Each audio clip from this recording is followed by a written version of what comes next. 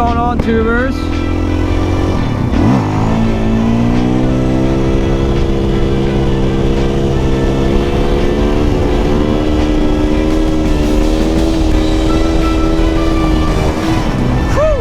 Out here on a beautiful Saturday. Nice fall weather is finally here.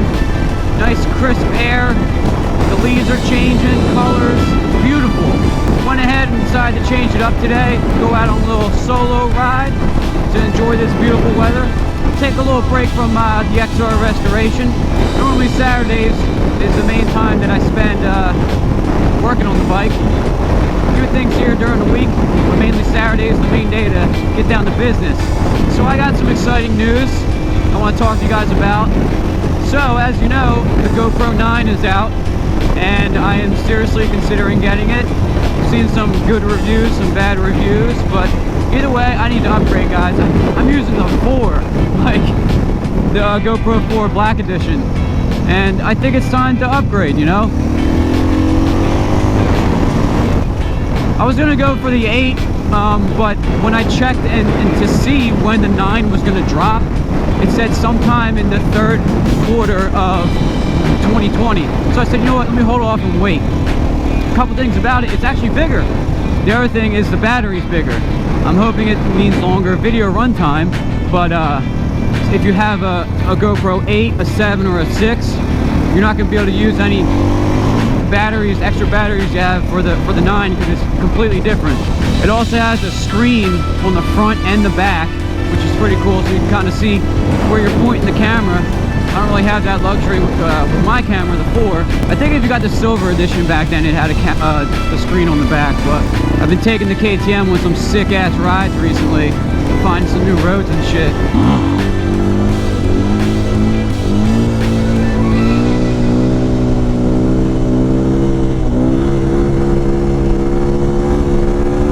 So this whole time that I've owned this 2020 KTM 500 EXC-F, I've not bought one part for it. Nothing. I mean nothing. I put a mirror on it off my other motorcycle, and I took off the hand guards, and the only aftermarket part on it really is the seat concept seat, same one I had on my 05. But I finally pulled the trigger, and I bought Supermoto wheels for this. Yes, I went with Warp. No, I didn't go black, and they take a long time to get, which kind of sucks. 8 weeks build time. And I called and talked to them, and right now they're just waiting on the rims. But this is actually pretty funny. Anytime I have a bike or something with silver parts, I want them to be black. And I always paint them or powder coat them or something. But this bike looks so sick in stock form with the way the swing arm is milled, and they actually turned the hubs to make them nice and shiny. So I thought silver rims would look sick, and that's what I went with. Black spokes, black hub, black nipple, and the silver wheel. And I think it's gonna pop. Not only that, the shit's gonna look factory, you know?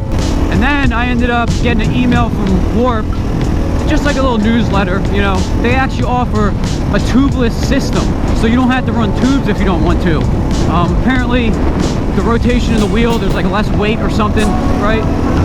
And of course, if you get a nail in it or something, you just go ahead and plug it. You don't have to, you know, you're not gonna be stranded with tubes and shit. So I called them up, was like, yo, what's up with that tubeless system? And they said, yeah, we got it. Do you want to add it to your order? Because like I didn't see it anywhere in checkout. I don't know if the website, if they added it yet, but it's $99 a wheel. And I said, look, dude, isn't it just like like some sealant, a valve stem with some O-rings and shit, and maybe like that special tape you guys have? And he said, yeah. So I'm like, I can't justify paying $99 for that. You know, I can do it myself. I mean, there's a whole bunch of how-tos and on how to do it. So I opted out of that. I'm just gonna go with tubes for now, because I can put that extra 200 bucks to something else, you know what I mean? Like my lady's been asking me like to go on a ride, and I'm like, look, I don't have passenger pegs. Well, there's a company out there, don't know the name of it, but if you look up 2020 KTM 500 EXC-F passenger pegs, it'll come up, and they're like 170 bucks. So I could either have a tubeless system for the new Supermoto wheels, or I could spend that money on you know, another aftermarket part, and that's actually what I'm gonna do. Plus, on the 05, I had the stunt pegs from 50 Stunt, and I would, you know, put one foot back and do some somewhat, you know, stand-up wheelies, you know. And, you know, they're gonna be in the same location, so I can get back into that business. Another really cool thing, the one part I kept when I sold everything off my 05 and sold the bike, I kept the MotoMaster Level 2 Supermoto front brake system. And I matched everything up. I measured everything. I measured the bolt circle of the rotor, the bracket for the rotor matches up perfectly. So that's another upgrade I'm gonna have on here as soon as I install the wheels. I mean, this thing is gonna be sick. I'm not gonna go with like a dual sport tire because I really didn't do much off-roading, you know, with my 05 anyway. So I'm just gonna go with, you know, some street tires. The Michelin Power Powers can't go wrong. I've had, you know, a dozen sets over the years on my bikes, and I love that tire. So I'm gonna see how it feels on a Supermoto. You know, it's got 2 different compounds and shit. And then hopefully over winter time I can get my EFI controller, because they're all out of stock through KTM and Husky. But you know, whatever, they'll be back in stock at some point. And then get myself an exhaust.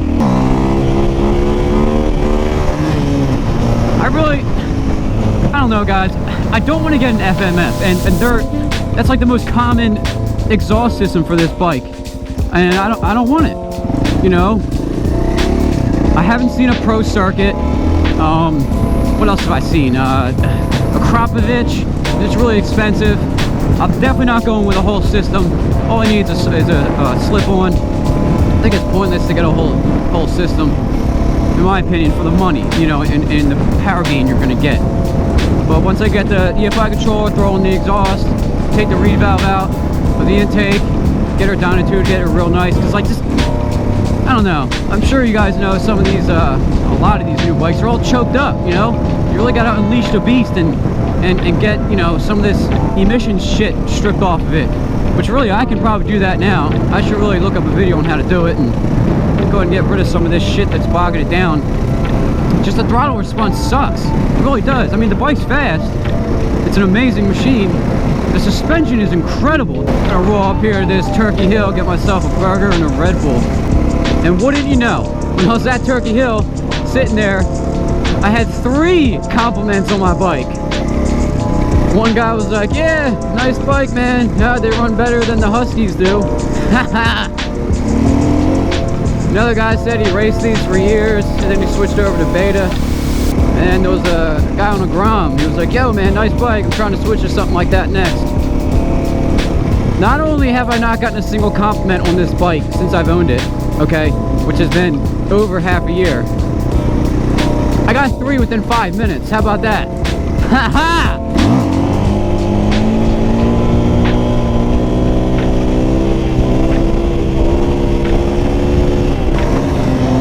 I seem to only be able to wheelie this bike decent in 3rd gear. 2nd gear normally like was my go-to gear on my other bike, but you know, it was geared differently, different tire size, different wheel size, everything like that. 2nd gear on this bike seems a little too choppy for me because of the throttle response situation, which is, you know, it lags, which kind of makes me a little choppy on the 2nd gear wheelies. So I'm hoping that will improve with the setup that I'm getting and an exhaust and fuel tuner.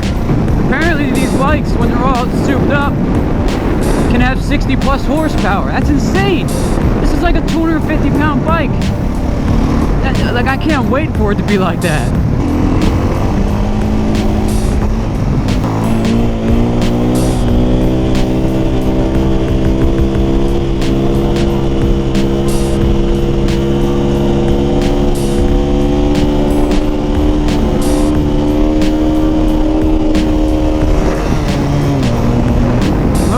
Cop behind me, because that was like the gnarliest wheelie I've done on this bike, and that felt really fucking good.